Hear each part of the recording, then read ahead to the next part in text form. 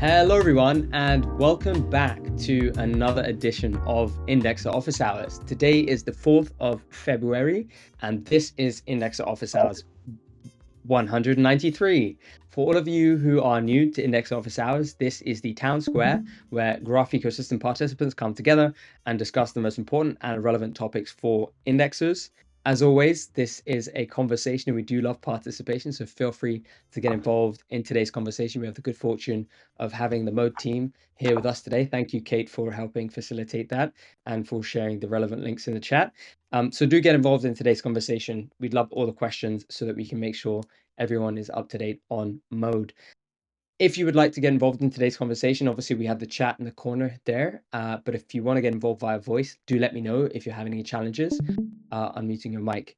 As a reminder, this is a session that's going to be recorded and posted onto public channels like YouTube. So if you are concerned about privacy, then please bear that in mind. And with that, let's get into today's exciting agenda.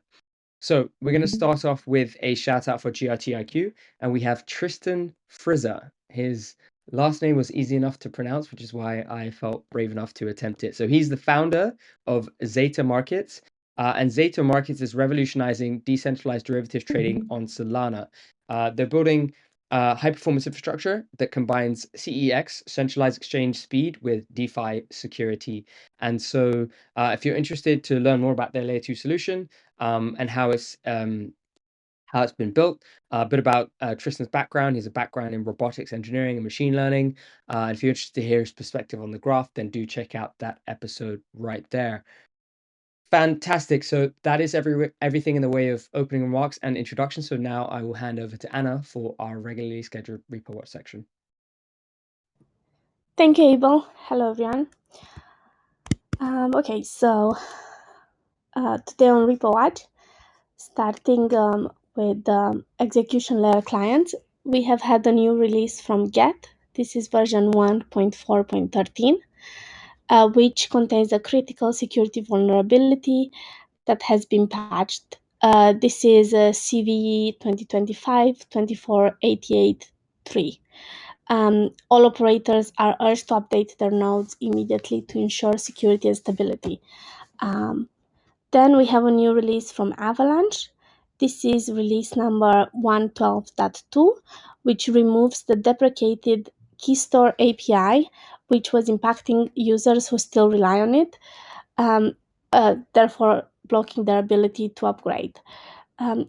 Some other essential API changes are also included, mandating all plugin updates for compatibility. This is also a high urgency indicator because it was blocking some users in the past. We also have a new release from Heimdall. This is 1.2.0, which introduces a critical hard fork for PIP52 and PIP55, activating changes at block 22. I'm just not going to say all of it. But it also enabled gRPC communication between Bohr and Heimdall. It adds a new rollback command, flag for recovery, and includes essential optimizations and bug fixes. This is again a high urgency indicator given the critical hard fork, which requires immediate action. Then on consensus layer clients, we have a new release from Nimbus. This is 25.1.0. This release introduces a gas limit increase and some essential fixes, including block validation and beacon API improvements, some which are crucial for stability in blockchain operations. This is a medium urgency indicator, but it includes some performance improvements, so you should update soon. And finally, on the graph stack, we have had a new graph node release. This is version 0.36.1. This release fixes several issues from the previous version, including bug fixes for enum arrays and IPFS client functionality. It also requires specific database migration actions for those who manually downgraded prior versions. This would be a lot of us because, if I remember correctly, many of us have had issues with version 0.36.0. So do make sure um, to follow the release notes. And on this, we have upgraded to this version for 𝗨𝗪𝗀𝗀𝗀𝗀 𝗨𝗪𝗀𝗀𝗀 without any issues so far. And then we also have a release from Indexer Tap Agent. This is version 1.8.0, which introduces a gRPC client for the tap aggregator, enhancing connectivity and functionality. And that is all I have for this week. So over to you, Juan. Okay, getting into Protocol Watch, we have a few things to cover. First of all, as always, forum governance. There's a new thread, which is the roadmap to a successful GIP, stages, criteria, and best practices. And as the title suggests, it's kind of like a tutorial on how to do a good GIP. If you're interested in any of those things or are about to embark on the journey of making your own GIP, please take a look at that one. It's in the agenda. So yeah, it's a pretty interesting thread by Andrew. Then for the forum research, we don't have any new updates. For contracts repository, there are a few chores, mainly for Horizon. There are a few PRs that are still open, but being worked on. And for the network subgraphs, we don't have any new updates this week. We are planning on doing a small release for the network subgraph to add some differentiation of different payment sources. And by payment sources, we mean, different addresses that might be in use for, paying query fees. That includes, different gateways and also, potentially different addresses that someone used for payment of query fees. That's pretty much it for Protocol Watch. I don't know if Pac is around. I'm going to be handing over to Abel now. Yeah, no packet today, but we will have some updates very soon. So as I mentioned earlier in today's conversation, we have the good fortune of 𝗨𝗪𝗀𝗀𝗀𝗀 joining us today from the Mode team. I won't say much more because he did a pretty good job introducing himself earlier. So yeah, without further ado, feel free to grab the mic and let's get into today's presentation. Awesome. Thanks. So, hey everyone, my name is Fede. Oh, okay, great. Everything's looking good, great, and you can hear me, perfect. So, hey everyone, my name is Fede. I'm 𝗨𝗪𝗀𝗀𝗀𝗀 all around Twitter, Telegram, etc. I'm head of DevRel at Mode, so I do developer relations. If you don't know what that is, I basically work on documentation, help devs build on Mode, and whatever you need to be successful on Mode, I'll make sure to make that happen. I also run campaigns like hackathons, our AI Agent Founder School that is now running and in the last week, and we're having our judging live stream on Friday. And today I'm going to talk a little bit about, like, in generally, what is Mode, a little bit of what we've been doing and the things that we're building, how you can build with us if you're interested in that, where you can get support, and basically a TLDR on Mode, so you don't have to go do your own research, but always do your own research, of course, but this is a very good general overview of what we've been doing. So yeah, thank you for the invite. I'm happy to be here. So what is Mode? Mode scales DeFi to billions of users through on-chain agents and AI-powered financial applications. We're basically building the AI agents economy. I'm gonna do a rundown of what is the Mode infrastructure, what stack we're running, and all the backend stuff later on the presentation, so don't worry. At first, I'm going to use a bunch of buzzwords, a lot of AI, a lot of DeFi, a lot of DeFi, which has been our main focus for since August last year. We started very heavily focused on DeFi. If you've been following us since early, we have been building a very nice DeFi ecosystem since day one, especially focused on the superchain, part of Optimism. And now in August last year, with our AI accelerator and a few other things that we're running, we're fully focusing on bringing AI, like the cross-section of AI and crypto, to improve user experience mainly. So all the buzz that you've seen around with agents, we've been fully working on that, especially with open source frameworks, which I'm kind of proud of.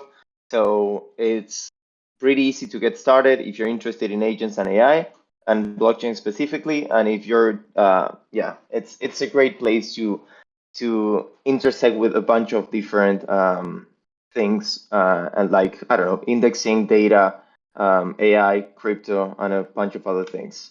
So what is DeFi? If you've seen it around, you may have heard AI-Fi. You may also have heard DeFi, DeFi. People don't know how to pronounce it. I'm gonna be calling it DeFi, and it's basically using AI agents to streamline and automate DeFi activities. So if you hate like trading, staking, yield farming, and all of these terms, if you're not into DeFi that much, the DeFi ecosystem is pretty complex and it's a bit daunting at first, right? And at second as well. It's pretty hard to keep track of all the different positions in all the different chains, and it's really a complex maze to go through.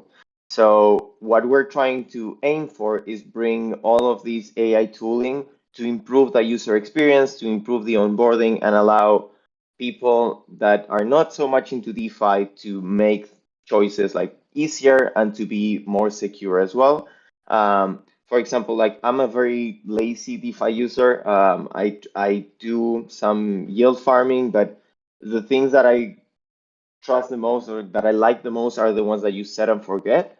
So having the opportunity to, for example, open up positions with a Telegram chat or manage some of my wallets through WhatsApp chat are kind of interesting to me because you would just let the agent run and manage most of the day-to-day operations.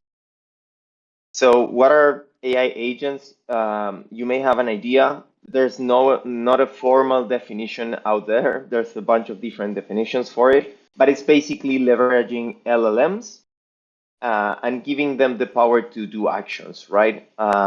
I had this definition here, which is basically it's a software program that autonomously can perform tasks by understanding and interacting with its environment to achieve specific goals. If you've used, for sure, ChatGPT, Claude, or any other LLMs, you basically tell them, give them a task, and it tells you the steps that it needs to complete them. For example, Claude has the tooling. ChatGPT can call different APIs outside of its own context. So an AI agent is basically an LLM that can understand a complex context, can understand complex instructions, and execute them, right? It's not the same as telling ChatGPT to write an email to your boss asking for a raise or something, and then just copying and pasting that in your email service, versus telling the agent to send that email, to write it and send it, and it has your email credentials, for example, and it can send that email for you automatically. That is kind of what we're aiming at. So, for example, you can tell the agent that your risk profile is not so risky and that you have some stables, and it could recommend you a few options on where to invest those. I don't think it's going to replace investment firms or like I don't know, hedge funds or big companies that are already making money investing, but I do think this can really help smaller investors or like more normal or regular people that just want to get some yield to manage their funds and finances. There's quite a few examples of this, and there's a lot of things being worked on. But all of this is super, super early. So if you're interested in like AI and crypto or blockchain in general, I think it's a great way of mixing both, giving a great user experience and being able to create actually great products with it. The tech behind it, it's pretty good, but it's very early in the Web3 stages where anything that you do can really 100x really fast because there's a lot of teams working on all of this and a lot of buzz, but it's also a bit complex when you start getting into like wallet architecture, training these models in a more deep way to have them update their context constantly and getting new information. So if you're thinking right now, Hey, Fede, I don't believe in all of this. I think AI agents are just bots. So like, what is the difference between a bot and an AI agent? That is a great question. So I would say the difference is on that bots are not are deterministic, and that AI agents are non-deterministic due to the LLM nature. That's when you get also on hallucination and stuff like that, but there's strategies to prevent that and reduce all that. I'm not going to get super deep into AI agents. I don't want to make this an AI related talk only, but this is something we've been focusing a lot on, that we've seen improve the UX a lot for users, and it's opening doors for people that didn't used to do DeFi, but now they can. So what are we doing? I wanted to show you a little bit of the products that we're building and the things that we're doing. And if you have questions in the end, please just let me know. Would love to answer any questions regarding any of these, specifically because you may have some questions on the infrastructure and how we're running stuff. So first of all, the AI Agent App Store. This is just a front end. I have a little video here, just so you can see. You can go here. It's basically a front end where you can connect your wallet. We've been doing claims for OP in our governance that I'll get to later. But this is just a front end that basically aggregates all the agents and AI apps that are on mode. Not only agents where you can deposit money and they would trade for you, but for example, if you see down here, 42, that is a team that's building an AI tool, an LLM, that basically you give it a smart contract address and an API, and it will build the front end for you. So it's aiming towards those people that want to have their own DeFi front end, for example, or quick prototyping for devs, specifically targeted to Web3, right? It's a pretty cool one. Then you have things like Brian API, where they have a few API endpoints where you can send them a prompt and they will answer you with a file that specifies how to build a transaction. So basically I have a resolver where you send them a prompt, it will understand what transaction needs to be done, and then give you the information for you to execute that transaction.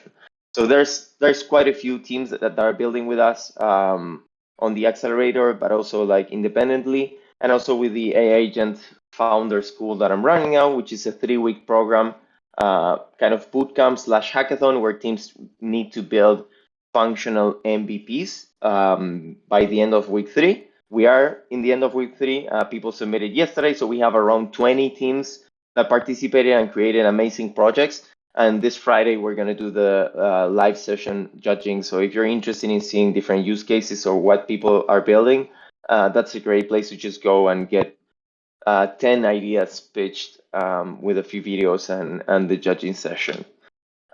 Besides the AI Agent App Store, I don't know if you know the project 𝗨𝗀𝗀𝗄𝗀, but we have been working with their network. It's a very cool project and a little bit complicated, but it basically is it's a network that has validators, miners, and a whole system to improve predictions over time. So 𝗨𝗀𝗀𝗄𝗀 subnets basically predict things. As you know, with machine learning and AI, it's used a lot for prediction. So like training on a large data set and improving over time. You do that with 𝗨𝗀𝗀𝗄𝗀. They have this whole mechanism with validators and miners, where validators are validating that the miners are doing a good job and rewarding and actually changing the weights of each miner to give them more importance over time to the ones that are right.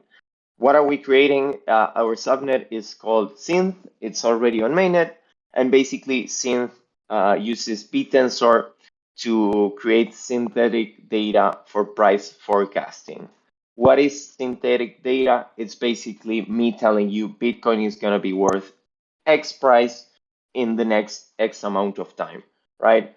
This does not mean that you can use this to trade and be the best trader ever, or that we will give you like the exact price of Bitcoin in the future.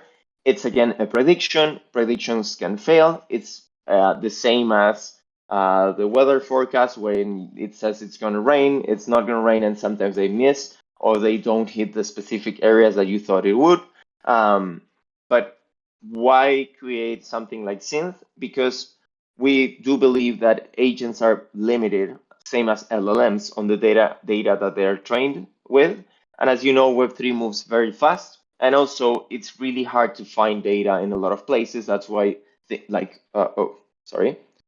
why we have things like the graph, to help us with data indexing and navigating this complex realm of blockchain, right? So in this case, Synth is not focusing only on one single point forecast, but rather a distribution of them. I have a little video to show you graphically. As you can see, each of these lines is the miner's predictions over time, and each of these are different predictions that they give. So what we're doing with Synth is basically along, like in a certain period of time, give you different predictions from each miner, and the idea is that you will have different percentages or different different percentages on probabilities, different probabilities on the different prices for BTC. What can this be used for? Well, you can use this as input data for your agent. So let's say you have, for example, an agent that does DCA, dollar cost average, which is basically buying a little bit of an asset every certain period of time. You could, or that agent could access to the Synth data, see how the predictions are doing for the future price of Bitcoin, and adjust their DCA strategy to buy more or less depending on the prediction. If this is going to work greatly and if it's going to predict really precisely, we don't really know. We do think so, but yeah, we're going to have to put it to the test and run the miners, validators, and let the BitTensor community just support the Synth subnet and see how it proves with time. So we need to give it time for the whole network to improve. If you are interested in BitTensor or anything like this, please do make sure to reach us because we're looking for a bunch of people that want to get involved. If you want to build something with this as well, we're interested in supporting that. So this is a pretty cool experiment that I think it's going to create a lot of interesting apps. So then the mode terminal. This is something we released, I think, last week or this week. I have another video here for the demo. You see here Victor on the right. Basically, the mode terminal is an LLM in our main mode website where you can tell it to perform actions. This is kind of an agent. So it has agentic behavior, as I like to call it. Here, Victor is swapping some ETH for the mode token. He's swapping to USDC. And basically, you prompt it, it will pop up your wallet. You need to confirm, sign, and it will swap for you on mode. Why would you use this? Oh, well, this is also great. So for the transactions, you can do a bunch of different things like staking mode for our governance, swapping and claiming OP from our reward system.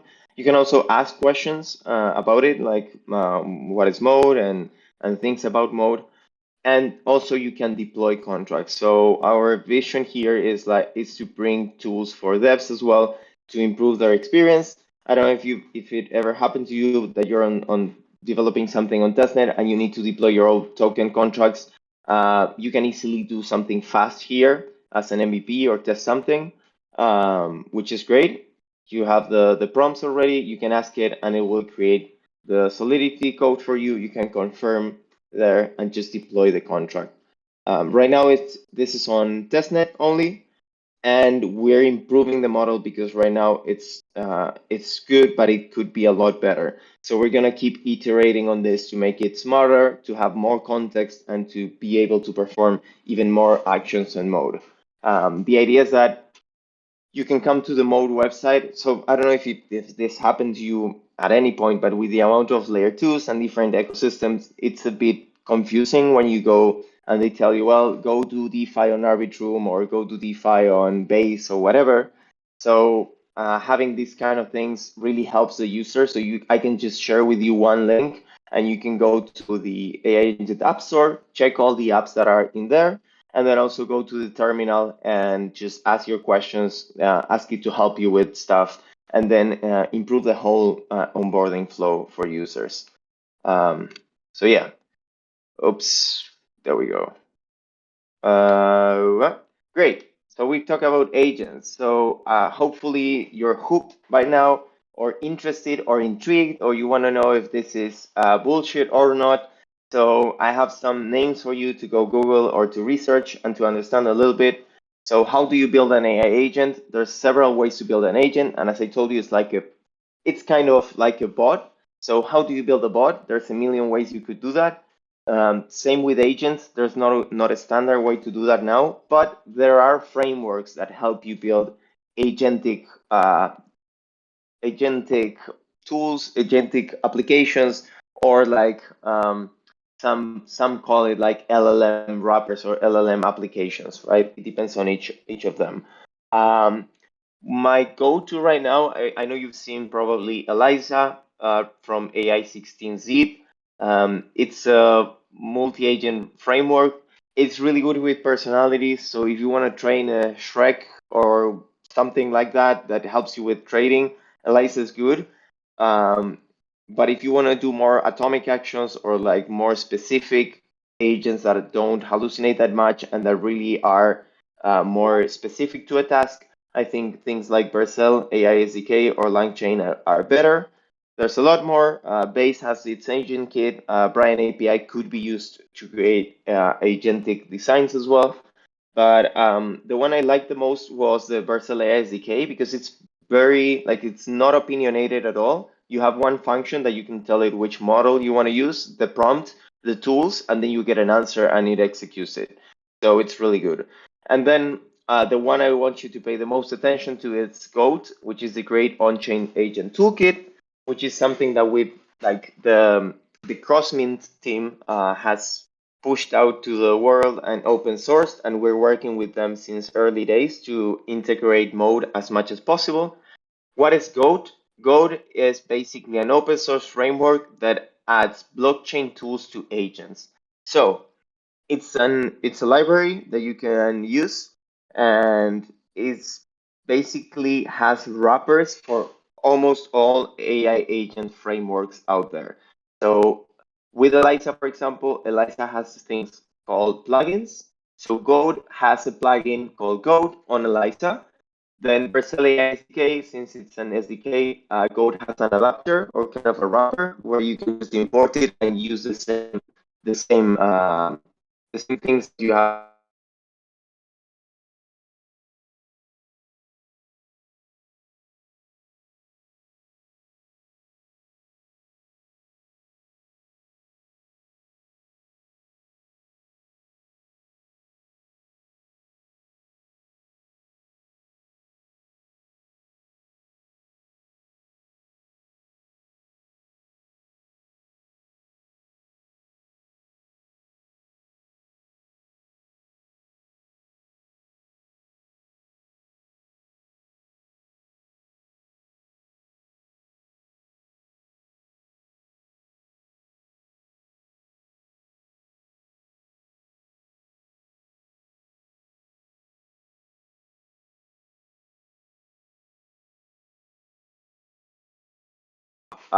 Some mode tokens for USDC, and it wouldn't do it. It kept telling me other stuff or like evading my question.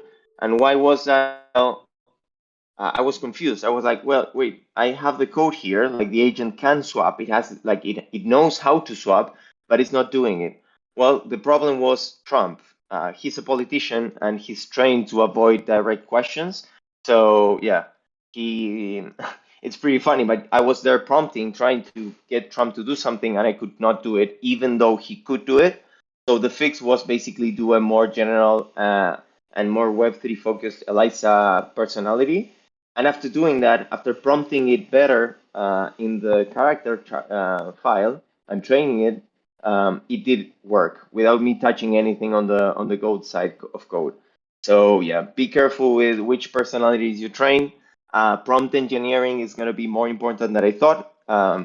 I was a non-AI believer. Like I studied it in college, of course, but I did see the applications of it. I loved machine learning and all that stuff.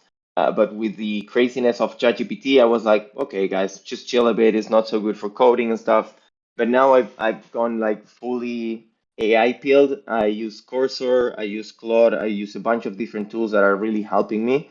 After a few years on Devrel, I'm a little rusty with code. So honestly, LLMs and all of these like tooling with AI has really helped me be faster with the proofs of concepts that I really want to do. So yeah, these two are really great if you want to give it a try, and it's not a heavy lift. So mode infra, I was told that we have a bunch of infra nerds in here, which I love. I always love discussing infra, and I wanted to explain a little bit of how we're running the things that we're running and how the whole infra is working. So if you've heard about the superchain, is this concept of a bunch of different chains running the OP stack, which we'll talk about in the next slide. But basically, the superchain is a lot of chains running the same infrastructure that soon, I think this year, will be interoperable with each other. This means that they share bridging, decentralized governance is going to be shared, they're going to share upgrades and communication layer and more. Interop or interoperability, as you've seen, is going to be the way that these chains communicate with each other and share messages, right? If you've seen Polkadot, it's kind of a similar concept to those chains, or Cosmos with their SDK. These are all ways of using the same stack to run different chains, but Optimism wants to have this interop in place where you would, for example, start a transaction on Base, but since there is more liquidity on Mode or the trade can be done better on Mode, it would send the messages to Mode, get executed on Mode, and share the result on Base. This is a very complex issue to solve. It's not easy at all, and it's going to take time. But I think Interop is going to be live at least on a testnet version, which is kind of live right now, but for this year for sure. That's going to be really interesting to see how it affects TVL around chains and how it affects architectures for decentralized applications, and also like indexing, explorers, and a bunch of other things. So I mentioned the OP stack. I'm not going to dive super deep into this, but basically it's an open source framework as well to run layer 2 on top of the Ethereum for now. You've seen like EigenLayer, you've seen blobs, you've seen I don't know, Ethereum. So all of these chains, all of these chains are running the OP stack, like Base, Zora, Mode, and all of these layer 2s that call themselves optimistic is because they're running the OP stack. Why is it called optimistic? It's not because it's optimism, but because of the way that we settle on the settlement layer, right? You're optimistic about the transactions being sent to the layer 1. So basically you say, okay, I'm gonna assume that this is not a bad actor, like 99.9% of the times, and we're gonna give you a grace period of 7 days for it to just review those transactions, and in case there's an issue, you can step in and stop the transaction. 7 days, if you bridged out of any L2 from OP, it takes 7 days on the canonical bridge, which is a pain in the ass and horrible experience, but it's gonna get improved when fault proofs get in place and like interop and a bunch of other things get added to this. But if you're interested in building your own chain, you can just go to this link and even run your own. I did a workshop on it. You just run a few commands and yeah, it's working. You can have your own layer 2. Running our infrastructure, if you're interested in running nodes and stuff, we're using Conduit. They are roll-up as a service, so they're helping us running the infrastructure. They've been pretty great. Our uptime is pretty good, and the blocks are being generated constantly. You have here a dashboard that it's in our documentation as well, and I'll share the link later, where you have the RPC, the WebSocket, the Block Explorer, and a bunch of other things, all the data that you need to get it started. And also Conduit has a way of deploying layer 3s as well with a few clicks. So if you're interested in running a layer 3 on top of Mode, that's literally a few clicks away with Conduit. I think this dashboard is pretty great because it has all the information you may need from our chain. Of course, we have our documentation complete as well. So how to run a Mode node? Due to a little problem, Matt could not join me together. He's our solutions engineer, really great one, and he's been running nodes and supporting people that were running external nodes. So he could give you a much better explanation than I can.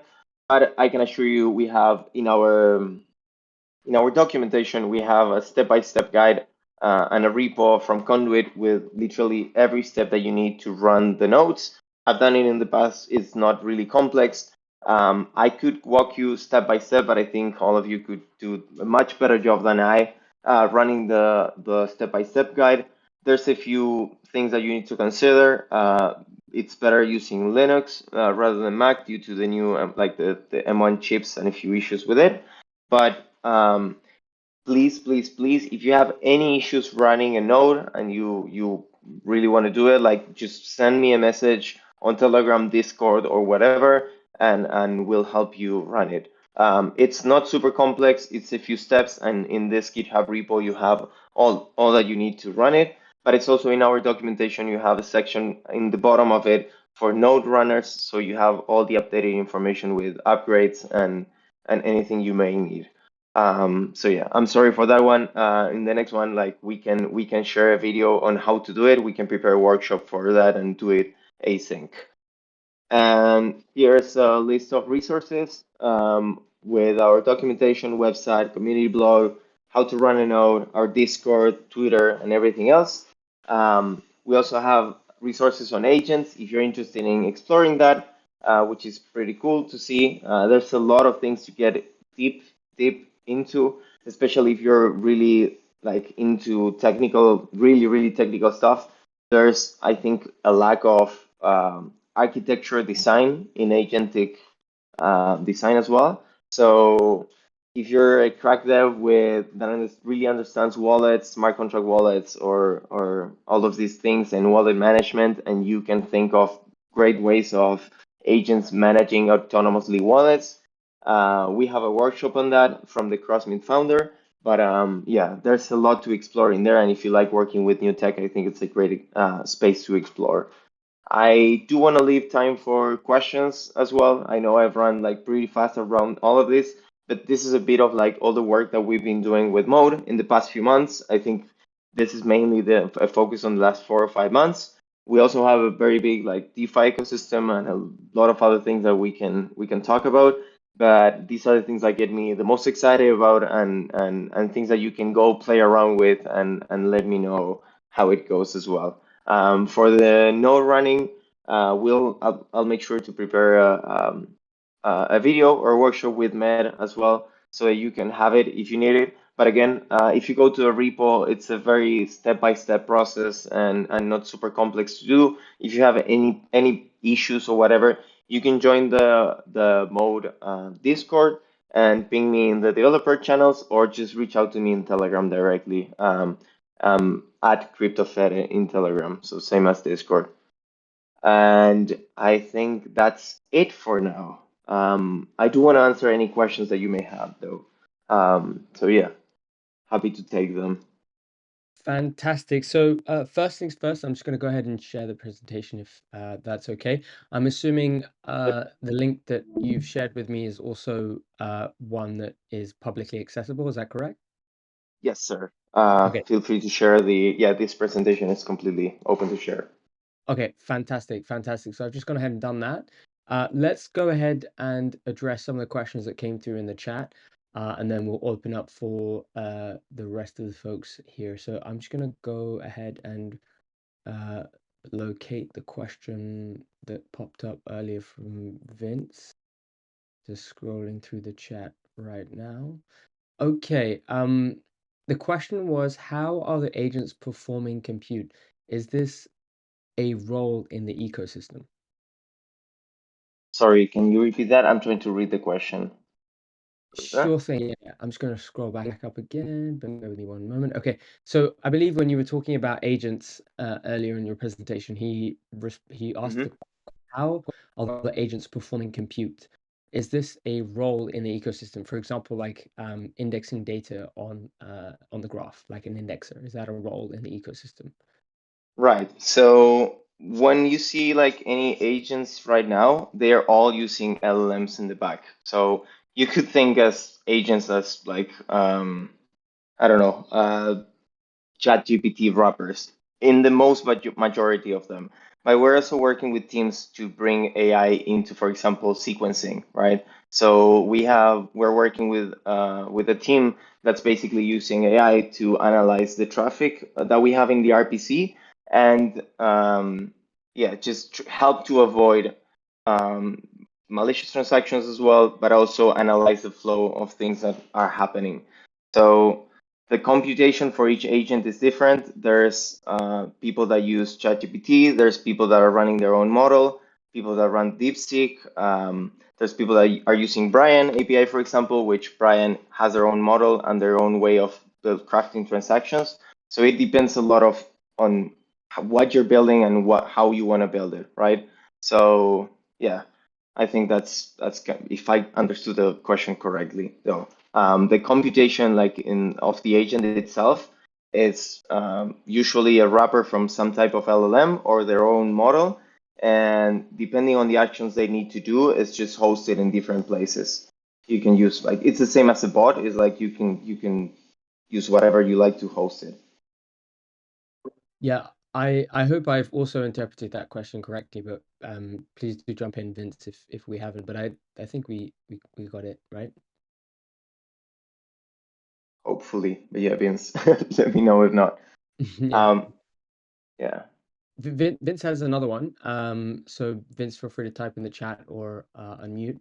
But he's also asked the question: are you concerned they aren't conduit fans of letting chains go, transition Yeah. to self-host? Yeah, okay, that's a very Yeah, common.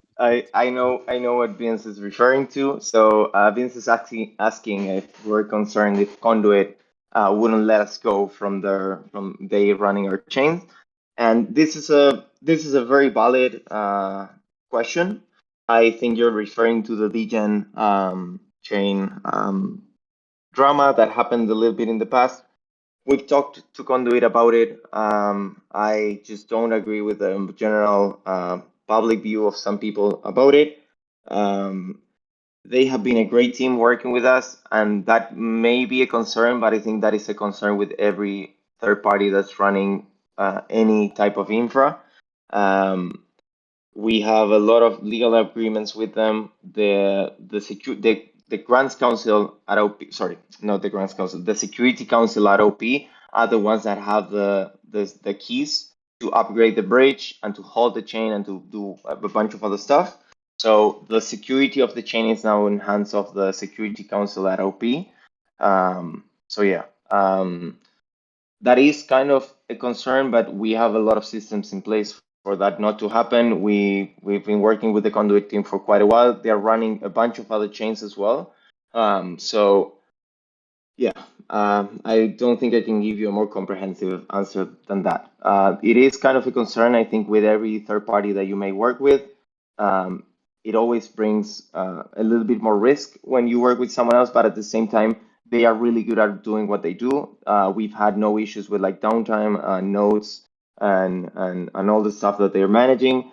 And Emiliano from their team is also in the Security Council at OP, and they have very good relationship with Optimism. So I do think they're very proficient at running our infrastructure. At least they have proven so for more than a year already. But yeah, Vince, thank you for the question. Amazing. And then Louis asks, love to hear about Mode. Love this network. Would love to see this at BOH as well. Any plans to go there too? What is BOH? I have no idea. I assumed you might know. Louis, do you want to elaborate on what BOH is? Builder. Oh, Okay, oh. lol. I should have known that. Nice. That's really bad on my part. That was You need yours. to get That's rid of not these my records. question. Sorry, what was that? No, that was a question for you, not me. So you should have Yeah, known that. You need to I do guess better, so. man. Come on. Yeah, that's pretty bad on my part. I should. Okay, so I that is yeah. I mean, I can coordinate with Marcus. I don't think that. I mean, so I've been in touch with the mode team via CryptoFede and Kate. But there is no plans as far as I'm aware for builders office hours. But if that's something you're keen on, I can message Marcus and say there's demand, and he can make the necessary follow-ups and organize. So I'm super down on my side. So yeah, okay, happy to awesome, do that. awesome. Yeah. I'll message him right now on Slack as soon as we hop off. Okay, we got another 5 minutes, so let's fire away with the questions, folks. Any more questions? Any more questions? Hard questions are welcome as well. Like unmute yourself and we can discuss of agents. Any haters on AI? I was one, so happy to discuss all the intricacies of all of this because like honestly it's really, really early for the crypto AI space. And there's a bunch of teams building so much cool stuff. And I want to see more people working with AI and indexing and data, because like with AI you can analyze a lot of data and break it down easier for users. So yeah, just whatever you're interested in, there's a spot for you to just build something really cool. Definitely. I see a few people typing, so I'm assuming questions are on their way. Let's see what people are saying. And yeah, as Vedi said, feel free to unmute and hop into the conversation. Yeah, keen to hear people's thoughts.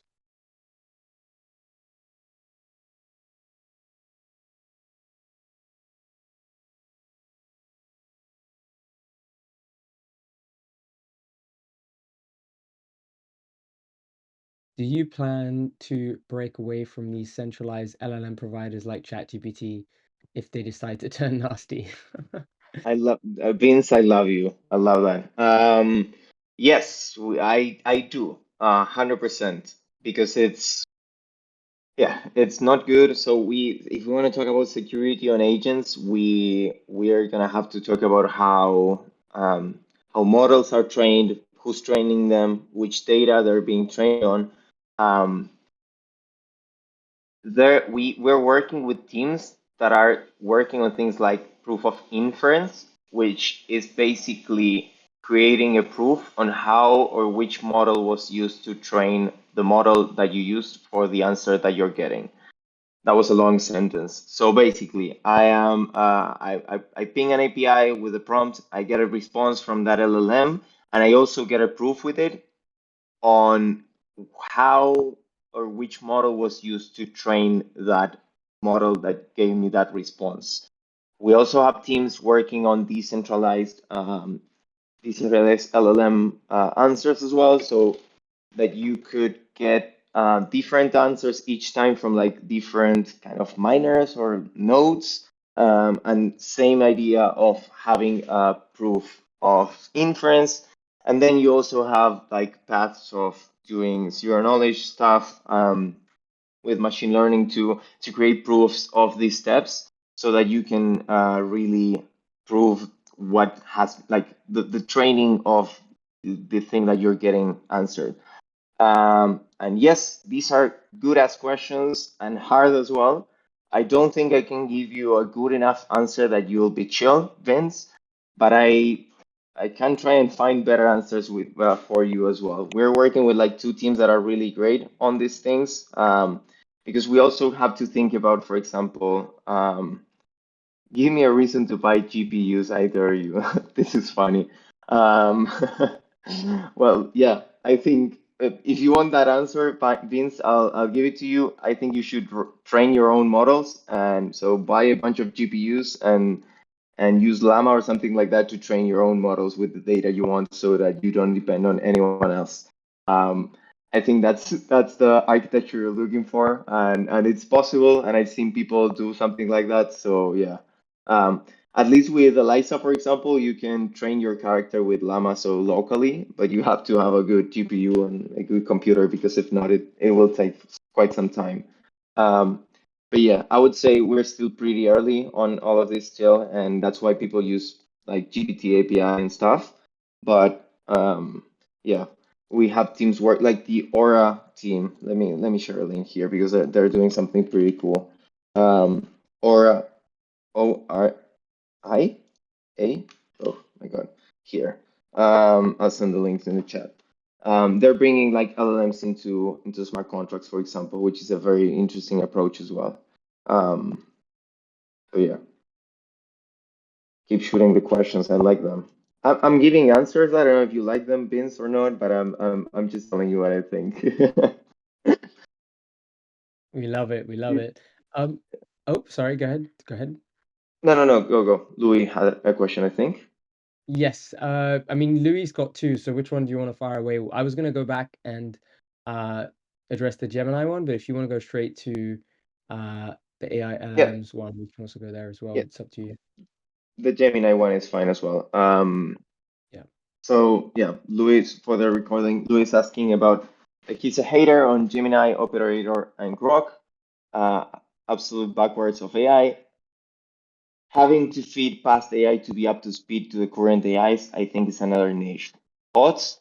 I love this. The thing is, so for example, I'm gonna give a practical example. Eliza, for example, has it uses a database to create memory, and they use vectors to basically store memories in there for the different LLMs that you may use, right?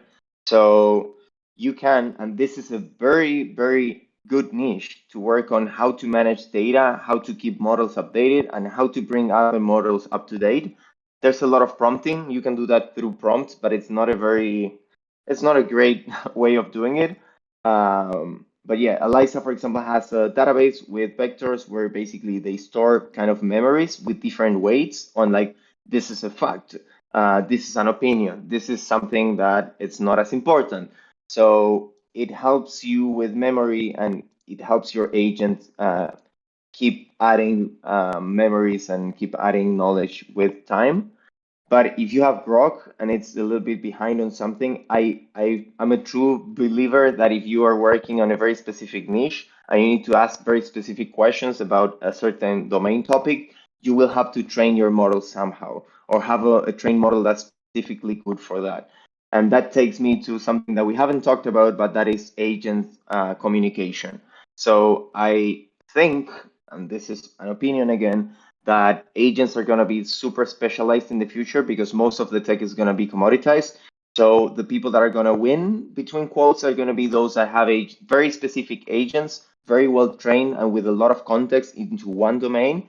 And then you would have to communicate with another agent if you need something out of that domain, which brings me to the thing of telling you that that's why I think crypto is great for AI, because we can create a bunch of tokens and agents can communicate with each other and exchange value without human intervention. So that's what I see from the space evolving to, is very specified agents that communicate to each other and ask, between quotes, like favors to other more specialized agents. Yeah.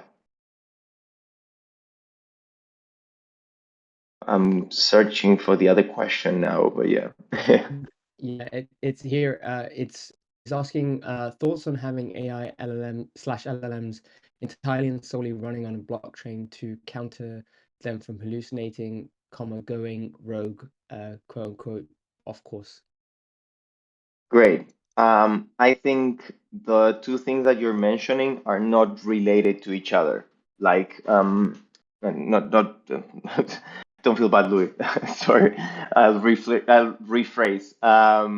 So running an LLM on chain, that phrase alone can be done by like different ways. We need to see what you mean exactly by that, because as AI, like training those models, it's a lot of black box in the middle, and there's a bunch of way of doing it.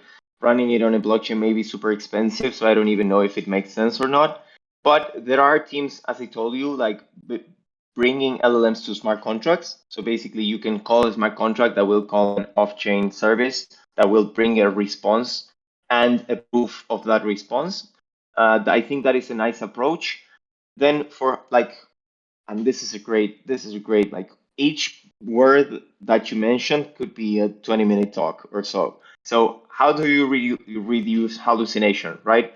For some agents that are tweeting on Twitter and that want like degen stuff, hallucination is good because people find it funny. But when you have a DeFi application that you needed to do something specific, you don't want a hallucination. I don't want to tell you to swap two assets and then swap something else or do anything else. To reduce hallucination, the code SDK that I shared or mentioned has a nice approach to this, and that is basically if you reduce the actions that the agent can do to its most atomic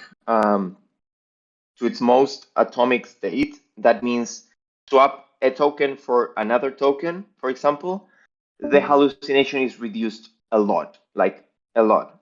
So there are several ways to improve hallucination. That is like with the model training, that is also with atomic actions and stuff like that. And there's different strategies. To avoid from going rogue, sometimes you can do it, sometimes you cannot. If an agent is completely autonomous, I don't think you can. You can maybe turn it on and off, but it depends on the architecture and how you're setting it, right? And the permissions that you're giving the agent. So yeah, LLMs are not as easy to control. It's like controlling the answer of the LLM. And I'm reading Louis, light power user here of Aura. Then reach out to me. I'm in contact with their team, and we're gonna announce mode support soon, and probably do a bunch of things with their team soon. So yeah.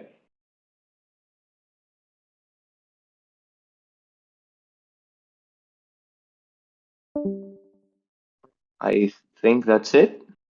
It looks like it's it, and we're slightly over. So unless people have a burning question that they want to slide in before we wrap today's conversation, I will take this opportunity to thank you, Fede, for joining us today on IOH, especially in these extraneous circumstances. Very much do appreciate you. Want to say a final few words before we wrap today's conversation? No, just thanks a lot. Very good questions. I need to go back and study a lot more, it seems. And Vince is going to be running. Vince, I want to use your models and your GPUs. Please let me know if you can open an API for me, because that sounds very interesting. But overall, just thank you for having me here. The Graph team has been like super helpful and really welcoming. And all your community here, this is awesome. I love to see the engagement, the questions, and that. So yeah, just thank you for having me. And just if you need anything, feel free to ping me, and I'll make sure to help you as much as I can. So yeah. Amazing. I believe you're Crypto Fede on all platforms, so people know where to go to find you, right? Yeah. I can share my Telegram here, but Discord, if not, it's fine. So yeah. Cool. Thank you very much, Fede, and thank you everyone for joining us today on IOH. That was fantastic, and we hope to see you all again same time next week for another edition of Next Office Hours.